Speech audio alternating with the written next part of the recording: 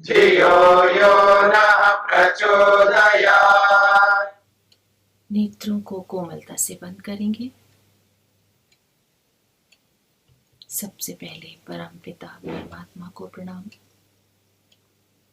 माता पिता को प्रणाम, गुरुओं को, आचार्यों को प्रणाम, आप सभी के माता पिता को प्रणाम, आप सभी के गुरुओं को प्रणाम, आचार्यों को प्रणाम, आप सभी को मेरा प्रणाम। ओम नमस्ते जी। वर्तमान सत्र में हम विवेक का अभ्यास करेंगे। आध्यात्मिक क्षेत्र में जितने ज्ञान विज्ञान होते हैं वो सभी बुद्धिपूर्वक निर्णित होते हैं। केवल मान्यता के आधार पर या केवल आशंका के आधार पर अर्थ स्वीकार नहीं किए जाते। आध्यात्मिक क्षेत्र की उपलब्धि सबसे ऊपर है, सबसे पूरा जीवन ही इस पर टिका हुआ है। यदि कोई भ्रांति कहीं रह गई, संशय रह गया, तो जीवन की सफलता रुक जाएगी, वास्तविक उपलब्धि तो नहीं हो पाएगी। इसलिए इस क्षेत्र में अर्थों को बुद्धिपूर्वक प्राप्त करते जाएंगे। दूसरा ये भी कारण है कि लौकिक क्षेत्र में अगर उपलब्धि होती है तो दूसरा कोई भी बता सकता है कि हुई है या नहीं हुई है, वो दिख जाती है। उचित है या अनुचित ये भी पता चल जाता है, इसमें दूसरे के प्रमाण भी मिल जाते हैं। लेकिन आध्यात्मिक क्षेत्र में प्रमाण नहीं मिल पाते। कोई दूसरा नहीं बता सकता कि उपलब्धि हुई है या नहीं हुई है। तो इसका निश्चय कौन करेगा? हम स्वयं करेंगे। उपलब्धि हुई या नहीं हुई, उचित अनुभूति हुई या अनुचित हुई, बाहर से कोई व्यक्ति नहीं जान पाता, और जो जानता है वो होता है गुरु। ऐसा गुरु जो अनुभवी है, व्यवहारों के आधार पर जान लेगा, लेकिन फिर भी पूरा पूरा निर्णय तो नहीं हो पाएगा। केवल देखने मात्र से तो पता नहीं चलेगा, वो भी पहले का व्यवहार, हमारी आदतें, हमारे कार्य पूछेंगे, मिलान करेंगे, तब जाकर वो जान पाएंगे। तो इस तरह से व्यक्ति स्वयं ही अपनी उपलब्धि का, अपनी अनुभूति का निर्णयकार होता है, और इसके लिए सिद्धांतों का प्रमाण पूर्वक निर्णय करते जाना होता है। प्रमाणों से अपनी अनुभूतियों का परीक्षण करते जाना होता है, तब उन्नति में बाधा नहीं आएगी। जो एक स्तर बना लिया है उससे नीचे नहीं आएंगे, लेकिन उपलब्धियां यदि प्रमाणिक नहीं है तो संशय भी उठेगा और विपरीत दिशा में भी जा सकते हैं। तो हमारा समय व्यर्थ न जाए, समय और जीवन का ठीक ठीक उपयोग हो, इसके लिए प्रमाण पूर्वक ज्ञान ही ग्रहण करने का हम प्रयास करेंगे। ठीक है जी। ज्ञान ग्रहण के 4 प्रकार आप सबको पता है: श्रवण, मनन, निधिध्यासन और साक्षात्कार। और नया ज्ञान प्राप्त करने के 2 उपाय वो भी हमें पता है: प्रमाण, जिसमें प्रत्यक्ष और शब्द प्रमाण। प्रत्यक्ष प्रमाण और शब्द प्रमाण दोनों के आधार पर यथार्थ ज्ञान होता है। प्रत्यक्ष ठीक से हुआ तो संशय नहीं होगा। ऐसे ही वक्ता में कोई दोष नहीं है, ग्रंथों में प्रक्षेप नहीं है, तो भी जो ज्ञान होगा वो यथार्थ ही होगा। तो सबसे पहले हम एक नियम हम याद रखेंगे कि जो जो इंद्रिय से ज्ञात होता है उतनी ही वस्तु हो, ऐसा तो नहीं है। यानी इंद्रियों से अलग अतिरिक्त भी वस्तुएं हैं जिनका हमें ज्ञान होता है। ये मान्यता अपने हृदय में ठीक से बैठा लेनी है कि जितने विषय हैं, सारे विषय केवल आंख के ही नहीं है, सभी कुछ आंख से ही नहीं दिखता है। रस, गंध, शब्द आदि दिखना ही मात्र प्रमाण नहीं है। गंध ना हो तो भी वस्तु होती है ना, स्पर्श ना हो तो भी वस्तु होती है ना, सुख दुख इन 5 इंद्रियों से बाहर होते हैं ना। तो ये 5 इंद्रियां सारे ज्ञान का साधन नहीं है। स्मृति से भी परोक्ष वस्तु का ज्ञान हो जाता है। तो हर चीज को जानने का इंद्रियां प्रमाण नहीं है। इनके अतिरिक्त मन भी है जो ज्ञान का साधन है। तो ये सभी शर्तें मन में रखकर हम आगे बढ़ेंगे। विवेक वैराग्य उत्पन्न करने का उपाय निधिध्यासन। निधिध्यासन करने से विवेक और विवेक से वैराग्य की ओर बढ़ते हैं। तो चलिए देखते हैं कि इसे शुरू कैसे करते हैं। तो सबसे पहला प्रश्न स्वयं से उठाइए। प्रश्न ये है कि इस समय वर्तमान अभी और अब तक के जीवन में हम विद्या में विचरण कर रहे हैं या विद्या में विचरण मतलब घूमना टहलना, यानी कि मेरा दिन कहाँ घूमने में निकलता है। मैं पूरे दिन विद्या में घूम रहा होता हूँ या अविद्या में घूम रहा होता हूँ। यह शारीरिक घूमना नहीं है, मानसिक अर्थ लेना, यानी किन विषयों को मैं पकड़ता हूँ, किन विषयों को छोड़ता हूँ, मेरा व्यवहार किस आधार पर चल रहा है। मेरा मन यथार्थ को लेकर ज्ञान उत्पन्न करता है या अयथार्थ को लेकर ज्ञान उत्पन्न करता है। तो आइए 2 मिनट के लिए अपनी आंखें बंद करते हैं और ये विचार करते हैं। पहला प्रश्न अपने सामने उठाकर उसका उत्तर ढूंढना है।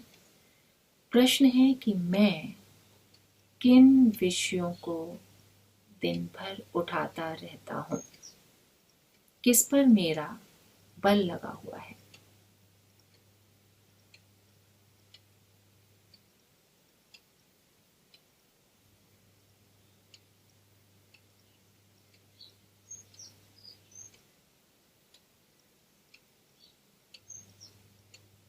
दिन भर कौन कौन से विषय मुझे घेरे रहते हैं, किस तरह के विचार मेरे मन में आते हैं।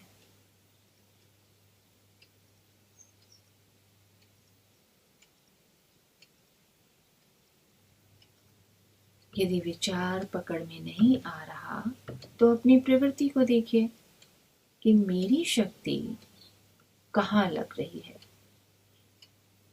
संसार के पदार्थों के लिए लग रही है, मेरी प्रवृत्ति किस ओर है। क्या मेरी शक्ति ईश्वर की ओर लग रही है।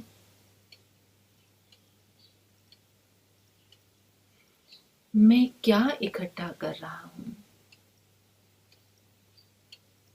मैं संसार के लिए भाग रहा हूं या ईश्वर को पाने के लिए भाग रहा हूं।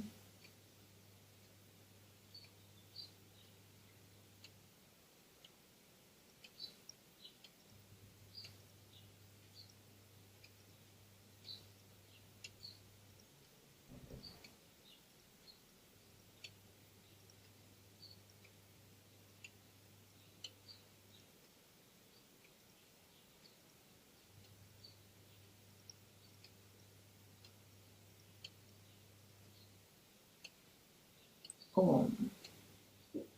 देखा, हमारा अधिकतर समय संसार के प्रयोजन के लिए लगा हुआ है। जिसमें लगे रहते हैं उसी में हमारी मान्यता चलती है।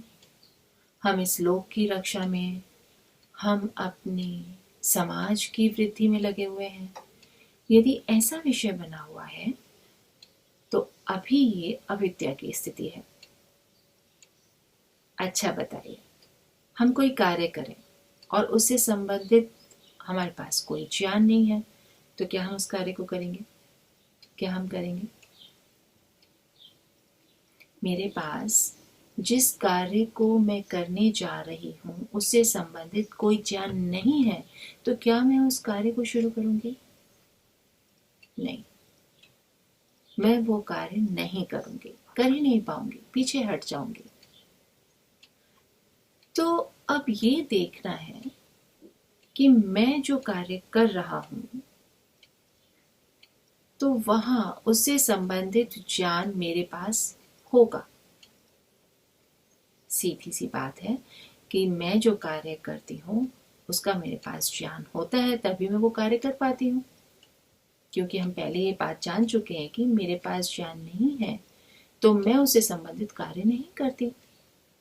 और मैं यहाँ कार्य कर रही हूँ तो मुझे मेरे पास उस कार्य से संबंधित ज्ञान निश्चित रूप से होगा। और मैं कार्य क्या कर रही हूँ? लोक से संबंधित। तो मेरे पास लोक से संबंधित ज्ञान है, वो संबंधित ज्ञान कार्य कर रहा है। यहां तक तो बात ठीक है। अभी 2 मिनट के लिए हम फिर से आंखें बंद करते हैं और फिर एक बार अपने आप से एक प्रश्न पूछते हैं, मैं भीतर किसको विशेषता दे रहा हूं? आत्मा को, परमात्मा को, इस लोक को, इस शरीर को या समाज को?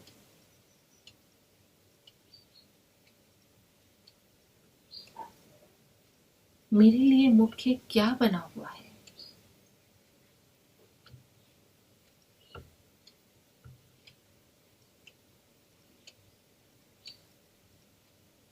हम सब अपना अपना देखेंगे कि मेरे लिए मुख्य क्या बना हुआ है, किससे मैं स्वयं को सुरक्षित मानता हूं।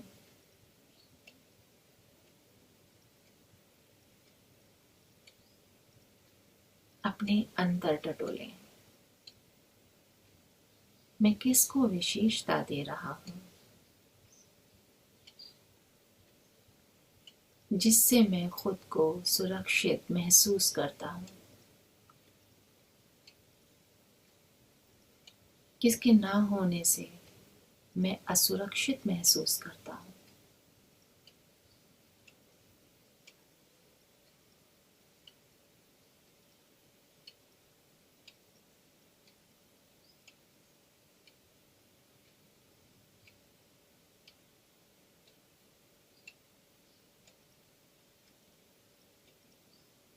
ओम।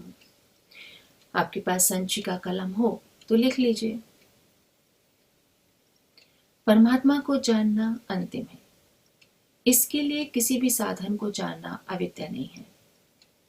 2 ही पक्ष होते हैं, परमात्मा को जानना या प्रकृति को जानना। परमात्मा को जाना तो विद्या और प्रकृति में भटके तो अविद्या। लेकिन एक बात बहुत खास, परमात्मा से संबंध है।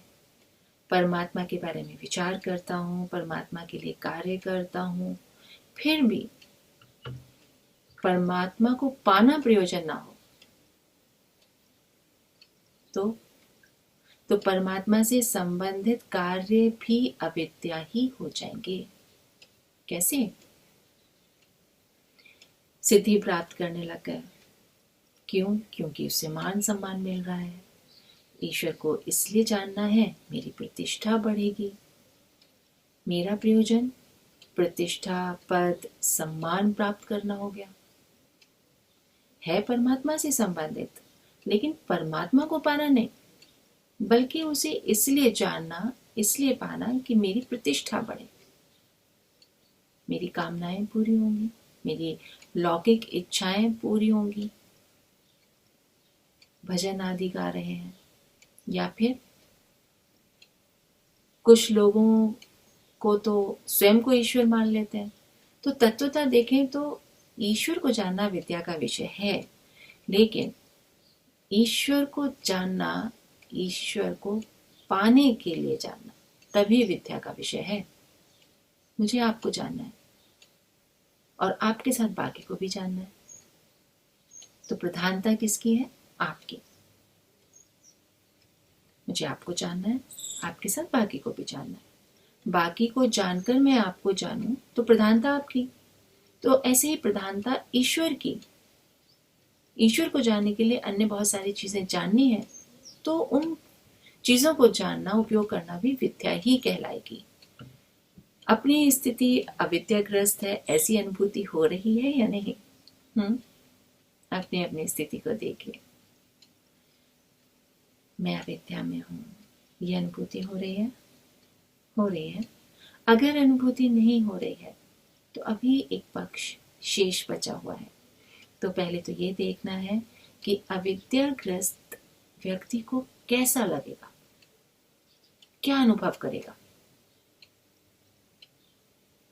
केवल शास्त्र से, सिद्धांत से सिद्ध हो गया, लेकिन स्वयं को अनुभूत नहीं हुआ। तो स्वयं को अनुभूत करना आवश्यक है। जो निर्णित हो गया वो कार्य रूप में आ जाएगा, क्योंकि हम जो कार्य करते हैं उसकी अनुभूति होती रहती है। कोई हमसे कहे कि ये वस्तु दे दो तो हम कहेंगे ठीक है ले लो। तो जब हम उस वस्तु को दे रहे होते हैं तो उस वस्तु को देते समय अनुभूत कर रहे होते हैं कि ये वस्तु हम दे रहे हैं, है ना। अन्य किसी कार्य में लग गए तो अनुभूति नहीं रहेगी। तो इसको ऐसे समझें कि मेरा कपड़ा गंदा हो गया, तो ये लगता है ना कि किसी तरह से घर पहुंच जाएं और उन कपड़ों को उतार दें, बदल लें। भूलते नहीं हैं हम, चाहे किसी से बात कर रहे हों, चाहे कोई काम कर रहे हों, हम घर पहुंचते ही उन कपड़ों को बदलते हैं। ऐसा नहीं होता कि घर आ जाते हैं और भूल जाते हैं कि कपड़े बदलने हैं। बरसात में होता है ऐसा, कपड़े गीले हों तो हम भूल पाते हैं क्या घर जाकर? हाँ, सूख जाए वापस और साफ हो तो हो सकता है, लेकिन यदि वो गंदे ही बने हुए हैं तो हम तुरंत उनको बदलना चाहते हैं। किसी भी स्थिति में हम ये भूलते नहीं। हम मार्केट में हैं, किसी ने पान थूक दिया, मेरे कपड़े पर उसके छींटे आ गए, और ये एहसास होते ही हम उन कपड़ों को पहनकर ज़्यादा देर नहीं रहना चाहते। जैसे ही हमने ये मान लिया कि ये कपड़ा गंदा हो गया है तो फिर हम उसे बदलने में देर नहीं लगाते ना।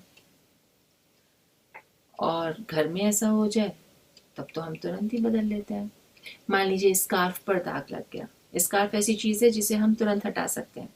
हम उसे हटा देंगे, अपने पर्स में, अपने बैग में डाल लेंगे, उसे पहने नहीं रहेंगे, क्योंकि उसे हम वहां ही हटा सकते हैं।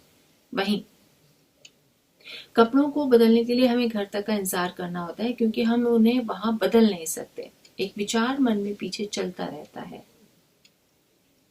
ऐसे ही होता है ना कि ये विचार मेरे कहीं अवचेतन में चला जाता है कि अभी अवसर नहीं है लेकिन मुझे हटाना है, और अवसर प्राप्त होते ही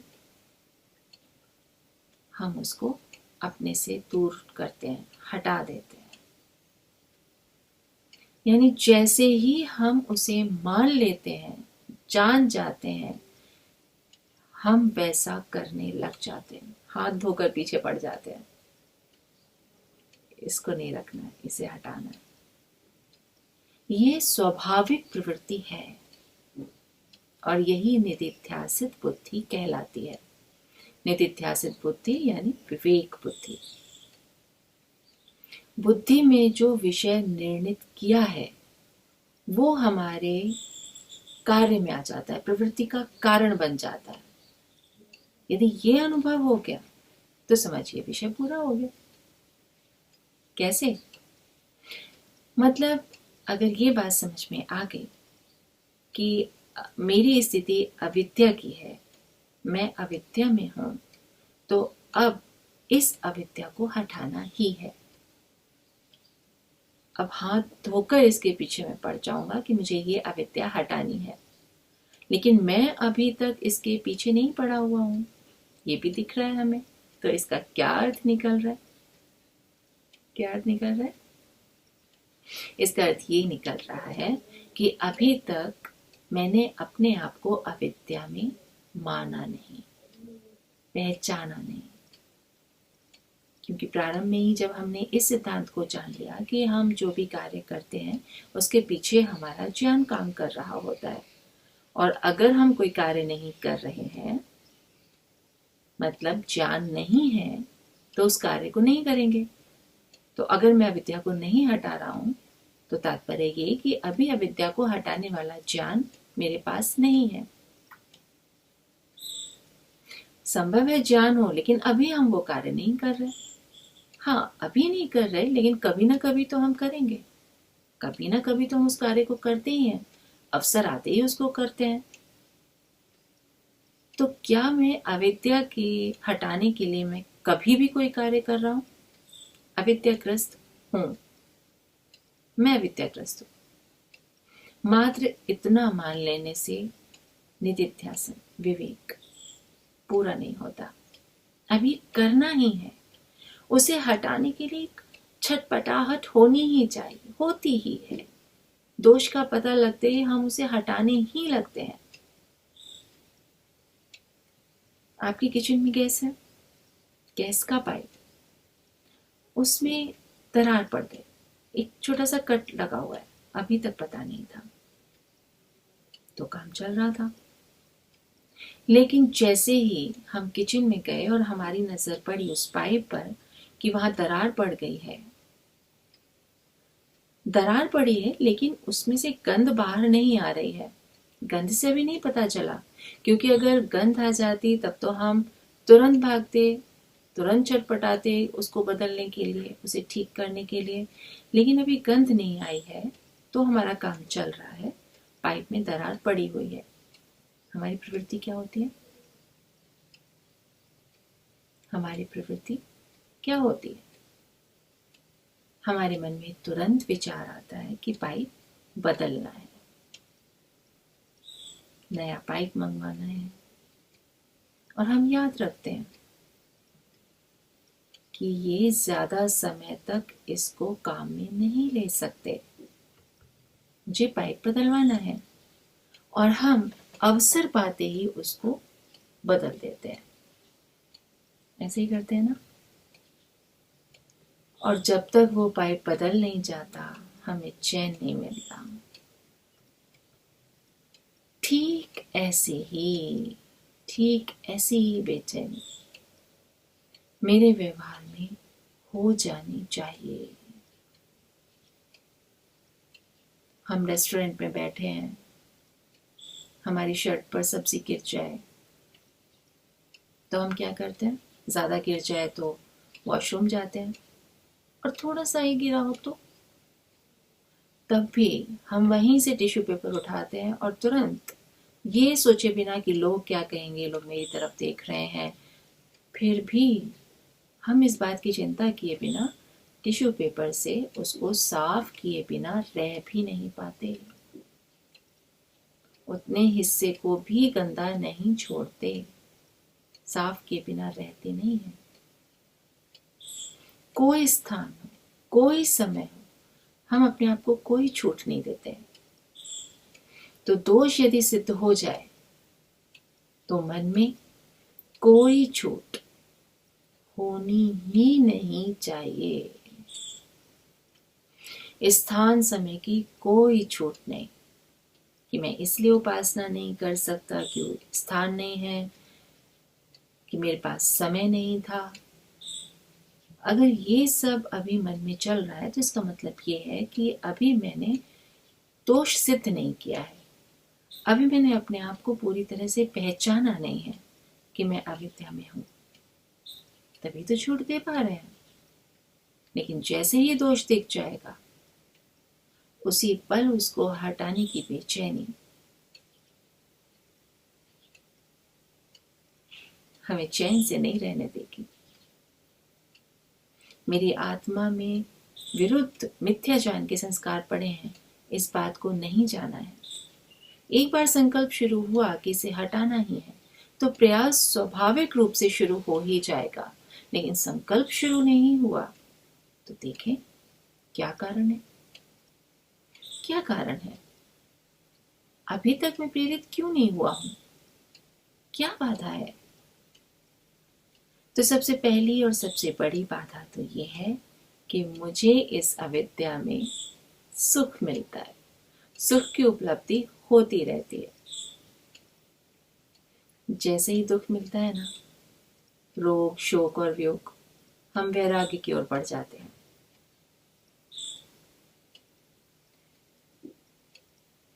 या तो विवेक हो जाए या कोई जीवन मुक्त व्यक्ति मिल जाए, तब भी हम वैराग्य की ओर बढ़ जाते हैं।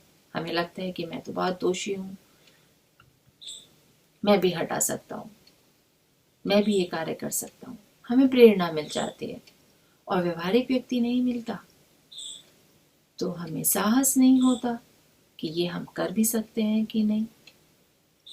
अच्छा, हमें दोष पता चल भी जाए, हमें अपने अंदर दोष दिख जाए, तो दूसरे बाधा उत्पन्न करते हैं, हमसे सुविधाएं छीन सकते हैं, हमारा मजाक उड़ा सकते हैं। अभी मान लीजिए हम अभ्यास ही कर रहे हैं, लेकिन पूरे विवेकी तो नहीं हो गए, पूरा वैराग्य तो नहीं हुआ, क्योंकि अभी अभ्यास चल रहा था और हमें क्रोध आ गया। तो अब तक हम जितना कर रहे थे, हम समझते हैं कि उस पर तो पानी पड़ गया, लोग मजाक उड़ाएंगे, लोग बातें बनाएंगे, बड़ा वैरागी बनता था। ये देखो, ये है योगाभ्यासी। इतनी सी बात पर तो इनको गुस्सा आ जाता है, ये क्या ध्यान करते हैं, ये क्या वैराग्य का अभ्यास करते हैं, ये क्या साधना कर रहे हैं। लेकिन देखने की बात ये है कि मान लीजिए मैं बिल्कुल घूमने नहीं जाती, अभी तक मैंने घूमना शुरू नहीं किया, घर में ही रहती हूँ, और एक दिन मैं संकल्प करती हूँ कि आज से मैं घूमना शुरू करूंगी, और घूमने निकली। एक चक्कर ग्राउंड का बड़ी मुश्किल से मैंने लगाया, किसी तरह से रुक रुक के, थक थक के एक चक्कर मैंने लगा लिया। एक हफ्ते तक मैं एक ही चक्कर मुश्किल से लगा पाती रही, फिर उसके बाद बढ़ाया तो 2 चक्कर लगा लिए, थोड़ी सी थकान कम भी हुई। लेकिन 1 महीने बाद मैं क्या देखती हूँ कि मैंने तीसरा चक्कर भी लगा लिया। अब तीसरे चक्कर में मैं थक रही हूँ, तेज भी नहीं चल पा रही। लेकिन मैं देखती ये हूँ कि एक व्यक्ति मुझसे आगे निकल गया, बहुत तेजी से चल रहा है, उसने 8 चक्कर लगा लिए। तो मेरे मन में एक निराशा आ जाती है, मुझे 1 महीना हो गया करते करते और मैं बस 3 ही चक्कर लगाती हूँ, मुझसे तो नहीं होगा, मैं कुछ नहीं कर पाई। वो देखो, वो तो 8 चक्कर लगाता है, बल्कि दौड़ के लगाता है 8 चक्कर, मुझसे नहीं हो पाएगा। अब यहाँ ये समझना है कि मैं एक भी चक्कर नहीं लगा पाती थी। मैं पहला चक्कर भी कितनी मुश्किल से लगा पाती थी, थक जाती थी। जो मैं एक चक्कर नहीं लगा पाती थी, मैंने 1 महीने में 3 चक्कर की उपलब्धि प्राप्त की है। इसी तरह से मेरी प्रतियोगिता मुझसे है, ना कि उस व्यक्ति से जो 8 चक्कर लगा रहा है। वो न जाने कब से अभ्यास कर रहा है, वो तो पहले से ही आगे है।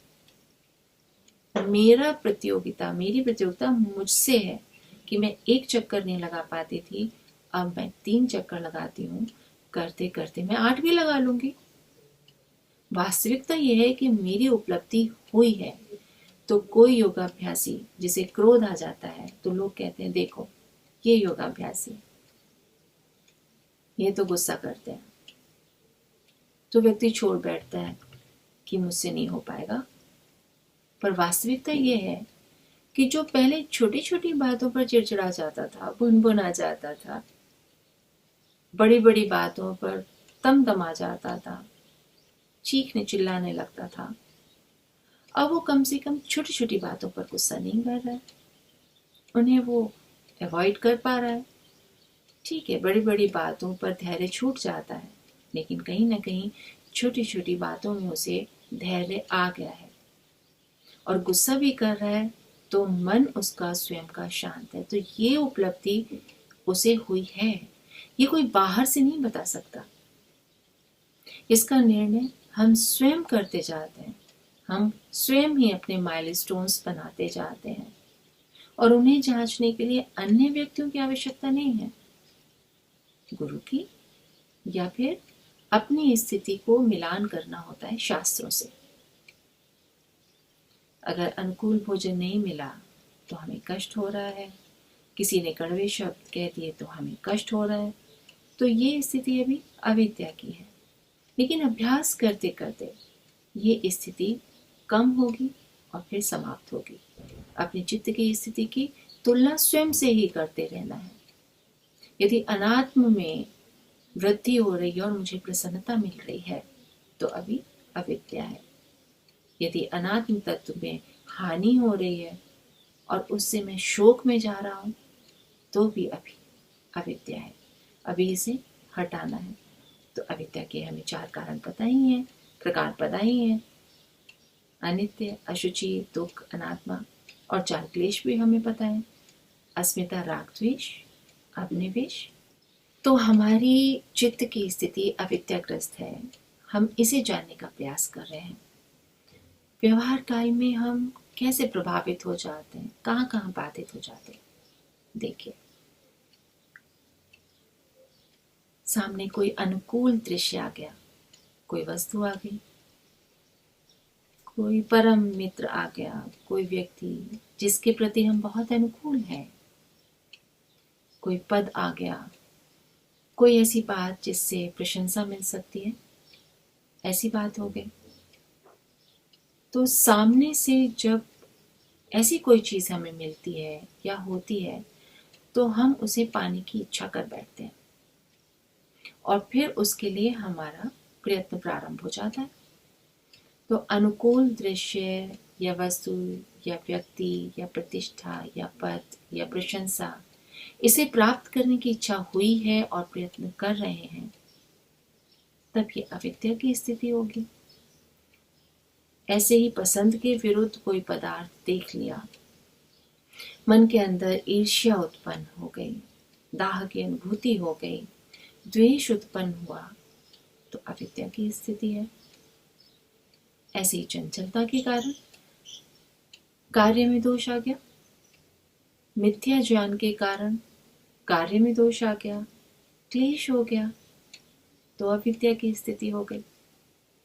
तो व्यवहार में हम ध्यान देंगे, व्यवहार में हम अविद्या को पकड़ेंगे, व्यवहार में अविद्या को पहचानेंगे, क्योंकि यदि ये दोष नहीं पहचान पाए तो निदान कभी नहीं होगा। हम जिसे पाना चाहते हैं वो मिल जाए तो कैसा लगता है? कैसा लगता है? राहत मिलती है, अच्छा लगता है ना? लगता है बस अब सब ठीक हो गया। ये मिथ्या ज्ञान है। क्यों? संबंध ठीक हो गया, चीजें ठीक हो गई, जिसे पाना चाहते थे उसे पा लिया। ये मिथ्या ज्ञान क्यों है? क्योंकि अभी एक निदान हुआ, अभी आगे इसमें फिर समस्या खड़ी होगी। हम सोचते हैं ये बस ठीक हो जाए, बस ये काम मेरा ठीक हो जाए, फिर सब ठीक है। लेकिन ये नहीं सोचते कि विषयों से आत्मा का कोई लेना देना है ही नहीं। संबंध शुरुआत से ही भ्रम है। जो गलत है वो ठीक कैसे होगा? लौकिक चीजों को हम बढ़ाते रहेंगे और उनमें दोष नहीं दिखेगा तो वो ठीक नहीं होगा। हम स्वयं को बचाने का प्रयास तो कर ही नहीं रहे हैं। देखते हैं, हम गाड़ी में बैठकर चल पड़े, सामने एक बहुत बड़ा गड्ढा आया। उस समय लगता है कि इस गड्ढे को बचाना है, तो मैं दाईं तरफ से गाड़ी को निकालूं, बाईं तरफ से निकालूं, निकाल लिया तो राहत मिली। अब और आगे बढ़े तो पंचर हो गया, तो अब हम कहेंगे बस ये पंचर ठीक हो जाए, फिर ठीक ठाक पहुंच जाए, बस ये पंचर ठीक हो जाए। तो सारा ध्यान कहाँ लगता? पंचर पर, आगे के रास्ते पर ध्यान नहीं होता। हम पंचर बनवाने में, ठीक करवाने में समय लगाते हैं और फिर गाड़ी में बैठते हैं। कितने प्रसन्न होकर बैठते हैं ना, जैसे क्या मिल गया हो, सब कुछ ठीक हो गया, बस आह। अब और आगे बढ़े और नजर पड़ी सुई पर। सुई बता रही है कि पेट्रोल खत्म होने को है। किसी ने पेट्रोल नहीं भरवा के रखा था, ये तो रिजर्व में कम जा रहा है। ओ, फिर से दुख आ गया, फिर से तनाव आ गया। अभी यात्रा चल ही रही है, फिर हम कहते हैं पेट्रोल पंप दिखे तो बताना, कहीं गाड़ी कहीं भी ना खड़ी हो जाए।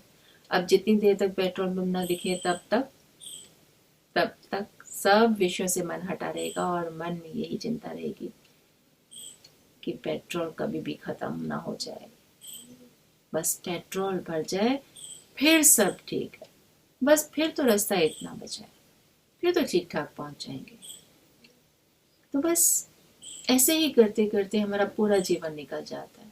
हम एक एक घटना को ठीक करते जाते हैं, परिस्थितियों को ठीक करते जाते हैं और कहते हैं बस ये चीज़ ठीक हो जाए, बस ये संबंध ठीक हो जाए, बस ये बात हो जाए, फिर आगे सब ठीक हो जाएगा। बस बच्चा मेरा पढ़ जाए, सब ठीक हो जाएगा। बच्चे बड़े हो जाएं तो मैं चैन की सांस लूं। बच्चों को नौकरी लग जाए तो सब ठीक हो जाए। शादी हो जाए तो सब ठीक हो जाए, सब सेटल हो जाए, पोते पोती हो जाए, सब ठीक हो जाएगा, सेटल हो जाएगा। फिर मैं अपने ऊपर ध्यान दूंगी। फिर पोते पोतियों को संभालना तो नहीं आता, तो मुझे इन्हें संभालना भी है, तो पहले ये संभाल लूं, फिर ये बड़े हो जाए, फिर मैं चैन की सांस लूं। तो ये चैन की सांस कभी भी नहीं आती, चाहे चैन ही क्यों ना दिलवा दी जाए, फिर भी ये नहीं आते। पूरा जीवन बस इसी मिथ्या ज्ञान के संस्कार से भर जाता है ना। एक बार की बात है, एक बकरी चराने वाला था। बकरी चराने वाला अपनी बकरी चराने जहाँ ले जाता था, रास्ते में कंकड़ पत्थर थे। उसमें से एक बहुत चमकीला पत्थर, बहुत सुंदर पत्थर दिखाई दिया और उसने वो पत्थर ले लिया, लेकर घर आ गया। घर लाके उसने उस पत्थर से नमक पीसना शुरू कर दिया। नमक बेचता, 1 रुपए का उसका नमक बिक जाता। उसके दिन आराम से गुजर रहे थे। एक दिन उसको लगा कि पत्थर बहुत सुंदर है, लाओ इसे मैं अपने बकरे के गले में बांध देता हूँ। उसने वो पत्थर बकरे के गले में बांध दिया। बकरे चराने जाता था, वहाँ बकरियां घूमते थे, वो अपने आराम से पेड़ के नीचे बैठता। एक दिन वहां से राहगीर वहां से गुजरा, उसने बकरे के गले में इतना सुंदर पत्थर, इतना चमकीला पत्थर लटका देखा, तो उसने देखा कि ये क्या है। वो व्यक्ति जौहरी था।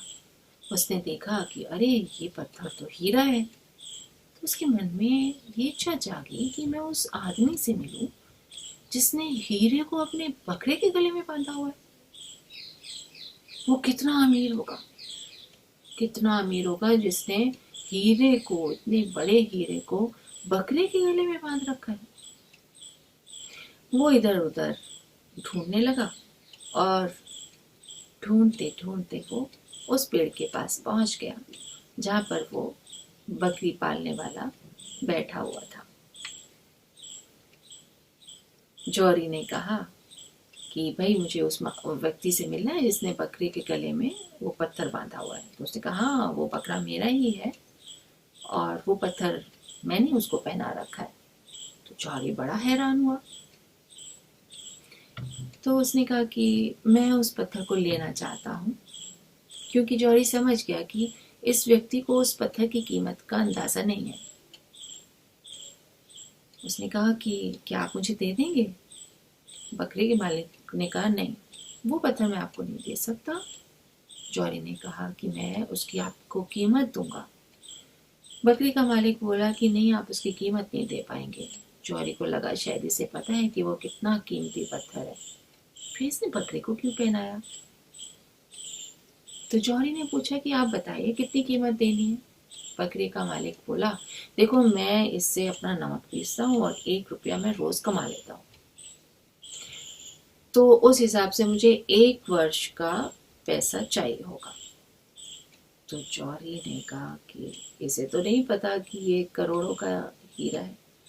उसने कहा ये तो कुछ रुपयों में बात बन गई। उसने 1 वर्ष के हिसाब से पैसे दे दिए और जौहरी ने कहा कि मुझे ये पत्थर दे दो। बकरे के मालिक ने वो पत्थर बकरे के गले से उतारा, जौहरी के हाथ में रख दिया।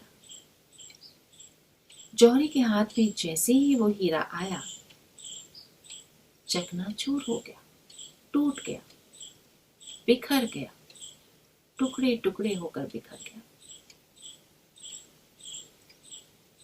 जौहरी बैठा उस हीरे के टुकड़ों को समेटना शुरू किया, अपने हाथ में रखता गया और कहा तुम रास्ते में पड़े थे, तुम्हें लोग ठोकरें मार रहे थे, तुम नहीं टूटे। ये बकरी का मालिक तुम्हें लेके गया, इसने तुमसे नमक पीसा, कठोर नमक, तुम नहीं टूटे। और आज जब तुम मेरे हाथ में आए और मैं तुम्हारी कीमत जानता हूं, तो तुम टूट गए, चूर चूर होकर बिखर गए। तो हीरे से आवाज आई, मैं रास्ते में पड़ा था, मुझे कोई नहीं जानता था, लोग ठोकरे मार रहे थे पर वो मुझे पहचानते नहीं थे। ये बकरी का मालिक भी मुझे पहचानता नहीं था, इसलिए नमक पीस रहा था, गले में भी इसलिए बांध दिया। लेकिन मुझे दुख तब हुआ जब तुम मुझे जानते थे, तुम्हें मेरी कीमत पता थी, तुम्हें मेरे स्वरूप का पूरा पूरा अनुमान था कि मैं क्या हूं। और जब तुमने मेरी इतनी कम कीमत लगाई, 1 रुपए के हिसाब में खरीदा, तब मुझे दुख हुआ और मैं टूट गया, मैं बिखर गया। ऐसा ही है, जो ईश्वर के सही स्वरूप को नहीं जानते और व्यवहार करते हैं, अविद्या में रहते हैं, उससे ईश्वर इतना प्रसन्न नहीं होगा। लेकिन जो ईश्वर के सच्चे स्वरूप को जान गए, उसे मानते हैं, पहचानते हैं, जब वो अविद्या का व्यवहार करते हैं, ईश्वर की इतनी कम कीमत समझते हैं, तब ईश्वर को बहुत अधिक दुख होता है। तो हम ईश्वर के सही स्वरूप को जानते हैं, तब भी हम अविद्या से नहीं निकलते, तो ईश्वर को हमसे अधिक दुख पहुंचेगा। हम व्यक्तिगत रूप से उत्तरदायी हैं। अविद्या को छोड़ने या ना छोड़ने में हम उत्तरदायी हैं। सारी जिम्मेदारी हमारी है। हमें कोई बीमारी हो जाए तो हम ये नहीं कहते कि चलो बाद में ठीक हो जाऊंगा, ये काम पहले कर लेता हूँ, हॉस्पिटल में बाद में चला जाऊंगा, पहले इसे करता हूँ। और ना ही हम कोई अन्य रोगियों की प्रतीक्षा कर रहे होते हैं कि एक और रोगी आ जाए, 2-4 रोगी साथ में हो जाएं, तब हम हॉस्पिटल जाएंगे। क्या हम ऐसा करते हैं? क्या हॉस्पिटल जाने के लिए हम कुछ और लोगों को भी इकट्ठा करते हैं कि वो भी साथ में चले, वो भी साथ में चले, तब जाएंगे? अपनी बीमारी हुई और कोई साथ में जाने को तैयार नहीं है तो हम स्वयं जाते हैं ना, किसी को बुलाएं, कैसे भी करें, हम जाते हैं। लेकिन अविद्या को हटाने के लिए हम कोई निश्चयात्मक निर्णय क्यों नहीं करते? हमें निश्चयात्मक निर्णय करना है, मैं अविद्या में हूँ, मुझे अविद्या हटानी है। जब ये पता लग गया कि मिथ्या ज्ञान है, तो उसे क्यों पाला हुआ है? दोष जानने के बाद व्यग्रता उठनी ही चाहिए, मन अस्थिर बेचैन होना ही चाहिए। शीघ्रता से उसे छोड़ने के लिए प्रयास में लगना है। तो हम 5 मिनट के लिए अपनी आंखें बंद करेंगे और विचार करेंगे कि जब कोई सुख का विषय जिससे मुझे सुख मिलता है, ढूंढिए ऐसी क्या बात है, ऐसी क्या चीज है जिसके मिल जाने पर मुझे सुख की प्रतीत होती है, जिसके मिल जाने से मुझे अच्छा महसूस होता है। सुख के विषय में क्या लग रहा है, इस पर दृष्टि डालिए।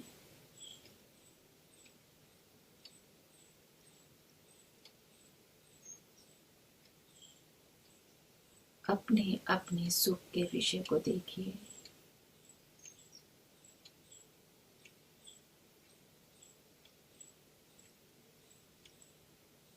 अभी सुख का विषय है उस पर भी देख सकते हैं, या किसी सुख के विषय की चाहना है, पाने की योजना बना रहे हैं, पाने की इच्छा है, तो उसको भी सामने ला सकते हैं कि यदि वो मिल गया तो कैसा लगेगा,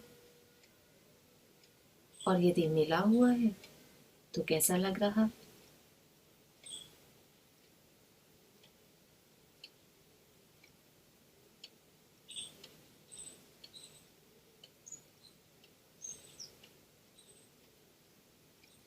इस अनुभूति को पकड़िए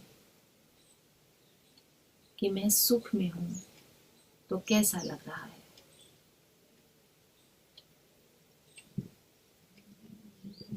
ओम, क्या लगता है सुख के विषय में? ये मिल जाए, ये मिला ही रहे, हमेशा मुझे ये चीज मिली रहे, या जल्दी जल्दी भोग लूं कहीं खत्म ना हो जाए, कभी ना छूटे, ये जो सुख मिल गया है कभी ना छूटे, ऐसा लगता है। अगर इनमें से कुछ भी ऐसा लगता है तो अभी अविद्या की स्थिति है। और अगर ये लगता है कि ठीक है मिल जाए तब भी और ना मिले तो भी कोई परेशानी की बात नहीं, जीवन चल जाएगा, आनंद से चल जाएगा, तो ये विद्या की स्थिति है। तो ऐसे ही हमें अभ्यास करना है। पहले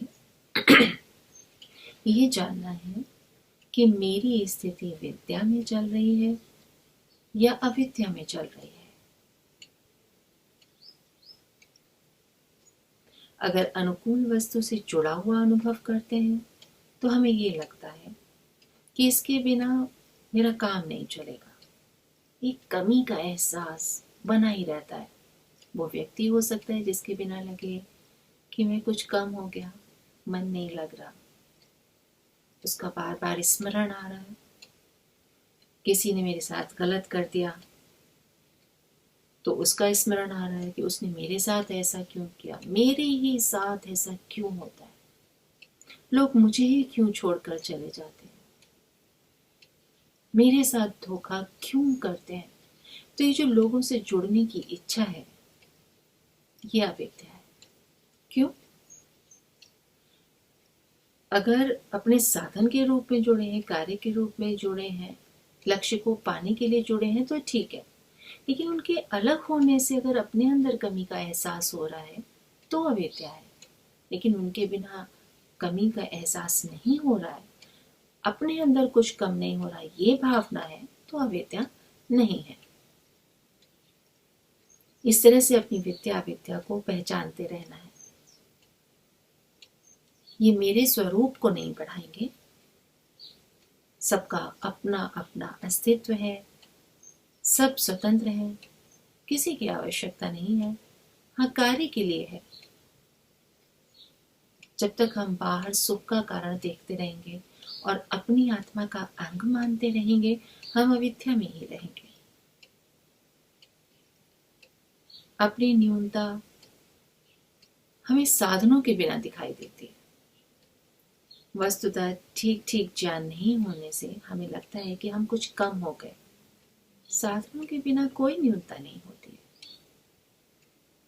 ईश्वर स्वयं कह रहे हैं, क्या कह रहे हैं? कह रखा है धिक्कार है तुझे, कहाँ घूम रहे हो। वो तो यहाँ तक कहते हैं कि सब छोड़कर मेरी उपासना में लग जा।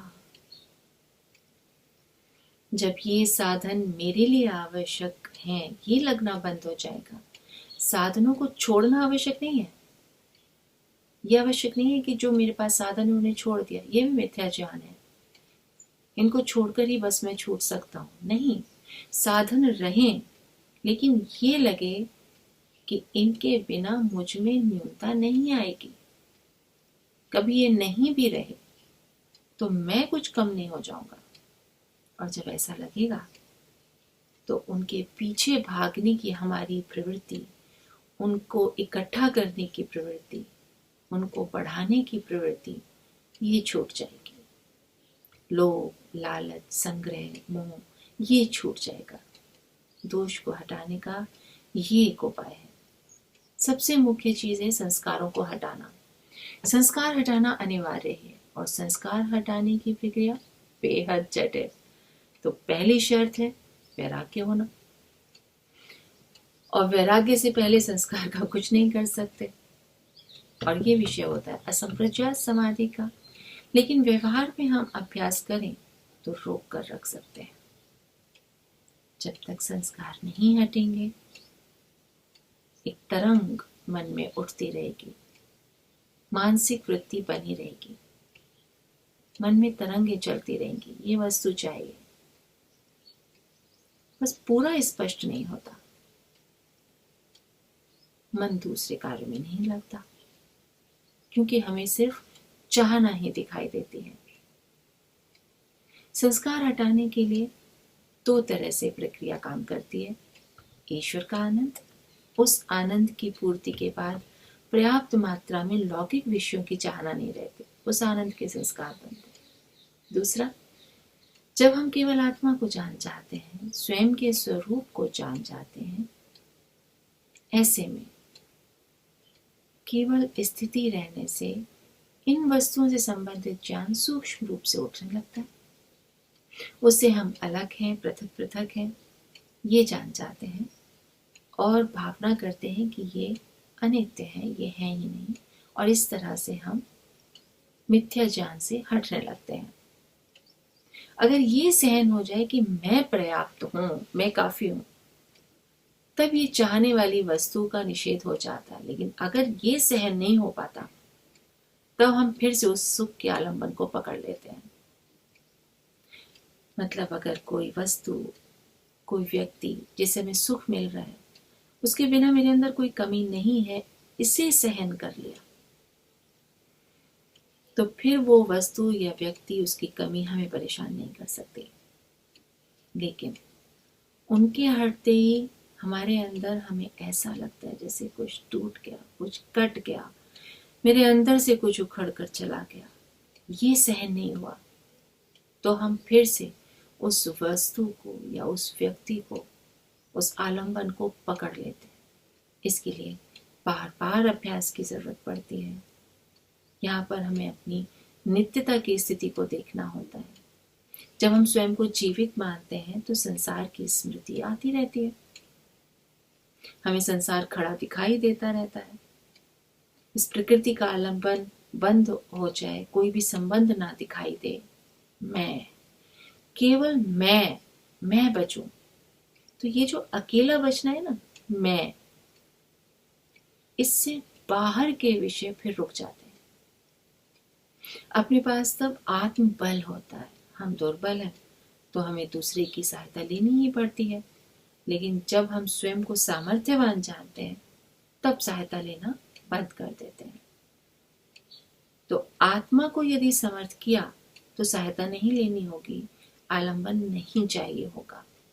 और यदि ये स्थिति नहीं आई तो हमेशा हमें अपना नाश दिखाई देता है, हमें समाप्त होते हुए हम दिखाई देते हैं। ये बिजनेस नहीं है तो मैं समाप्त हो गया, घर नहीं है तो मैं समाप्त हो गया। हम संबंध नहीं तोड़ पाते ना, इसीलिए तो नहीं तोड़ पाते। अच्छा, पर वैराग्य और अपर वैराग्य की प्रक्रिया और स्तर में क्या भेद, दोनों में क्या भेद है? प्रक्रिया तो दोनों की एक ही है, दोनों में ही हम प्रतिपक्ष भावना को उठाते हैं, लेकिन स्तर में थोड़ा सा अंतर हो जाता है। वो इस तरह से कि अपर वैराग्य में हम एक एक विषय को हटाते जाते हैं, देखते जाते हैं, हटाते जाते हैं, विचारात्मक प्रक्रिया चलती जाती है, बुद्धि चलती जाती है कि ये छोड़ दिया, ये छोड़ दिया, ये भी नहीं चाहिए, मुझे ये भी नहीं चाहिए, और फिर स्वयं को देखते रहते हैं कि इसके बिना मेरा नाश नहीं हो रहा है। पर वैराग्य में हम अंगों को प्रतिपक्ष नहीं बनाते, पूरी वस्तु को ही हटा देते हैं। वस्तु का आलंबन है तो हम उस वस्तु की सत्ता को ही हटा देते हैं। मुझे ये सुख नहीं चाहिए। अपर वैराग्य में हम करेंगे कि मुझे ये रस नहीं चाहिए, ये गंध नहीं चाहिए, कुछ अंश नहीं चाहिए, कुछ से काम करते हैं। सीधे सीधे हम किसी वस्तु को समाप्त करते हैं यहाँ पहुँचने में बहुत कठिनाई लगती है, तो हम धीरे धीरे अंशों को हटाते जाते हैं और फिर हम पूरी वस्तु की सत्ता को ही हटा पाते हैं। ये पर वैराग्य हो जाता है। जितना है नित्य पदार्थ है, कोई कहीं जाने वाला नहीं, ये स्थिर है, ये अपनी सत्ता से है, मैं अपनी सत्ता से हूं। तब ऐसी स्थिति में वो विषय फिर आकर्षण का केंद्र नहीं बनते, क्योंकि संस्कार की सक्रियता से ही तो हम आकर्षित होते हैं। सामने वस्तु दिखती है, हमारी प्रवृत्ति हो जाती है, इच्छा हो जाती है ना, तो हम उस वस्तु को मान लेते हैं कि ये हट गई, अब मेरा व्यवहार कैसा होगा, अब मैं कैसे व्यवहार करूं अगर जीवन में ये ना मिले तो, ये ना हो तो। वस्तु है ही नहीं, वस्तु को हम कहें भाई हमारे पास तो वस्तु है ही नहीं, तो इसका मतलब मुझे पर वैराग्य हो गया? नहीं, उसकी कोई इच्छा नहीं हो रही है, तब हम ये नहीं कहेंगे कि वस्तु है ही नहीं और मेरी इच्छा नहीं हो रही है। वस्तु है, उसका उपयोग करते हैं, करना है, उस वस्तु को हटाना नहीं, ज्ञान से वस्तु को हटाना है। क्योंकि ज्ञान से वस्तु को हटाना है, ज्ञान में वस्तु का सुख है। क्योंकि वस्तु तो स्वयं से अंदर नहीं आ रही हमारे अंदर, ज्ञान हमारे अंदर आता है। हम निर्णय लेते समय ही भूल कर जाते हैं, हम ये मानते हैं कि ये वस्तु मेरे लिए, बस इतना भाग हानिकारक है, अब यही नचाएगा। सामने दही बड़े की प्लेट लेकर कोई आया तो मैंने सोचा कि ये मेरे लिए ही है ना, वो लेकर आ रहा है और मेरे मन में विचार चल रहा है कि मुझे देगा। हम सब लाइन से बैठे, जैसे ही मन में आए कि ये प्लेट मेरे लिए है, अब उसने मुझे ना देके वो प्लेट बराबर में दे दी। अब ये भाग मेरे लिए, ये मुझे न जाएगा, क्या होगा? हो सकता है हम इतना धैर्य ही ना रखें कि वो दोबारा प्लेट लाएगा या नहीं लाएगा, हम प्रतीक्षा कर लें। हम तभी उस व्यक्ति को टोक सकते हैं, भैया मुझे भी चाहिए, मुझे भी नहीं मिला।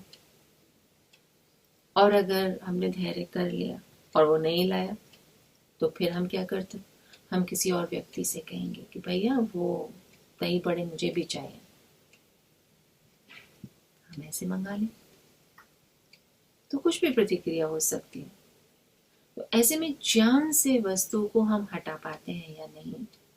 वस्तु को नहीं हटा सकते, मेरे लिए ही था, मुझे ही नहीं दिया, मुझे क्यों नहीं मिला, तो ये मिथ्या संस्कार बन जाएगा। ऐसे ही बड़ी बड़ी चीजों में मिथ्या संस्कार बन जाते हैं। हो सकता है हम सब्र कर लें, ना बोलें, पर इस छोटे से उदाहरण से हमें बड़ी चीजों को समझना है कि ये जो मेरे लिए, ये भाव मिथ्या संस्कार बना देता है। क्योंकि फिर उसके ना मिलने से मैं अपने अंदर एक अधूरापन महसूस करता हूँ। तो मिथ्या ज्ञान से संस्कार बनते हैं अभ्यास से, तो अभ्यास से ही संस्कार हटते भी हैं। ओम नमस्ते जी।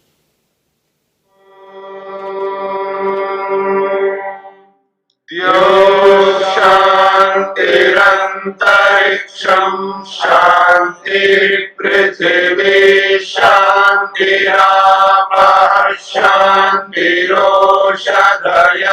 शान्तिः वनस्पतयः शान्तिर्विश्वे देवा शान्तिर्ब्रह्म शान्ति सर्वं शान्ति शान्तिरेव शान्ति शान्ति।